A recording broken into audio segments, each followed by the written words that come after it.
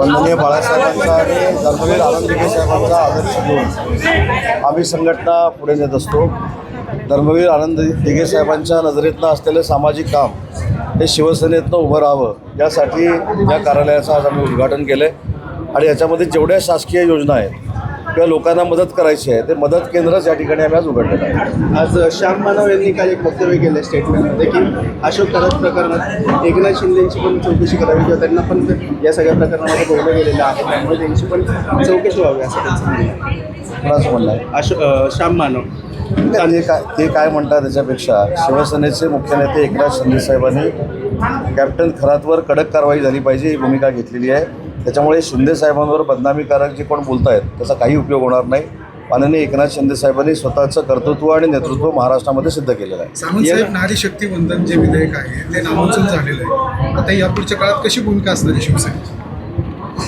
आपल्या सगळ्यांनाच माहिती आहे की परवाचा दिवस हा खरोखरच काळा दिवस मानला पाहिजे. कारण देशाचे पंतप्रधान नरेंद्र मोदी साहेबांनी जो महिला भगिनींसाठी एक उद्देश डोळ्यासमोर ठेवला होता आणि 33% आरक्षण हे देशामधल्या सगळ्या खासदारांना आणि आमदारकीमध्ये मिळालं पाहिजे ही त्याच्यातली भूमिका होती. परंतु राहुल गांधी आणि त्यांची जी टीम होती त्यांनी विरोधात मतदान करून महिलांना राजकीय आरक्षण मिळू नये अशा पद्धतीची भूमिका त्यावेळी घेतली. आणि म्हणून मला असं वाटतं की त्या संध्याकाळी जे नरेंद्र मोदी साहेबांचं काल बहुतेक त्यांनी राष्ट्राला संबोधित ज्यावेळी केलं त्यावेळी त्यांनी स्पष्ट सांगितलं की कदाचित हा स्पीड ब्रेकर आला असेल परंतु महिलांचं 33% आरक्षण आम्ही देऊन दाखवू ही आमची भूमिका आहे.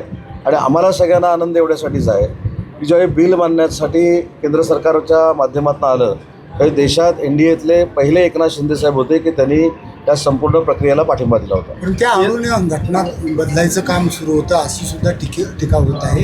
एकीकडे नारी शक्तीचं बिल सांगता पण दुसऱ्या बाजूनं नाही, पहिली गोष्ट अशी आहे की ज्यांना आता महिलांच्या समोर जाऊन मतदान मागता येणार नाही म्हणून स्वतः काहीतरी सारवासारव केली पाहिजे म्हणून इकडून UBT असेल किंवा अन्य काही पक्ष असतील ही राहुल गांधींची वकिली करत आहेत. त्याच्यामुळं मला असं वाटतं की महिला भगिनींना काल कळून चुकलेलं आहे.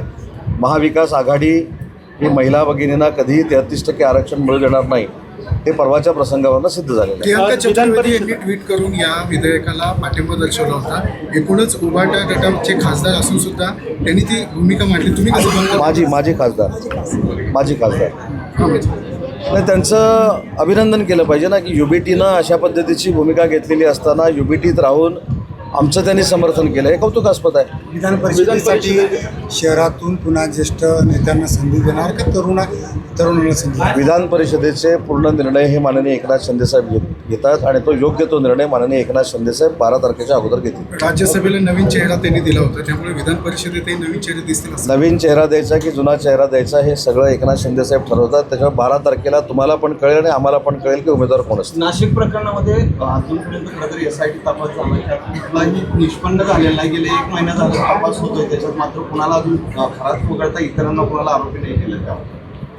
तर त्या यंत्रणेमध्ये नक्की काय चालू आहे हे मंत्री म्हणून मला देखील माहिती नाही. परंतु शिवसेनेची भूमिका काय आहे? शिवसेनेची भूमिका खरातसारखी नीच प्रवृत्ती महाराष्ट्रामध्ये नाही ह्या देशामध्ये परत होऊ नये यासाठी पोलिसांनी कडक कारवाई केली पाहिजे ही शिवसेनेची भूमिका आहे. परंतु यंत्रणेमध्ये काय चाललं आहे याच्यामध्ये हस्तक्षेप मंत्री म्हणून मला करता येत नाही. परंतु या प्रक्रियेमध्ये जे कोण असतील त्यांच्यावर कायदेशीर कारवाई होईल. शिवसेनेचेच दीपक केसरकर आणि अनेक नेते त्या सगळ्या प्रक्रियेत दिसलेले आहेत. तुम्ही काय कारवाई दिसलेले आहेत. नाही, प्रक्रिया म्हणू नका त्याला. प्रक्रियेमध्ये म्हणजे फोटो